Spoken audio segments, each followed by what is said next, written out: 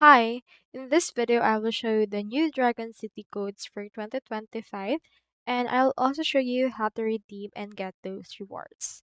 So I have in here this article from Pocket Gamer that contains the latest Dragon City codes for the month of May.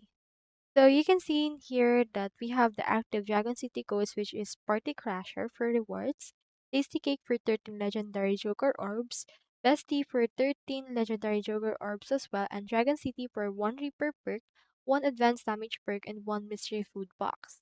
You can also see in here the expired codes so you never actually use them again.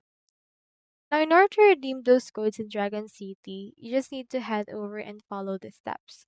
Go over to the Dragon City redemption page and then just type the code in the text box that you can see right here and click on the login and redeem option.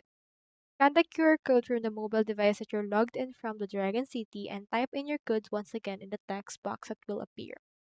So to confirm your code, mark the checkbox underneath the rewards and hit the green confirm button, and the rewards will be sent to you in game.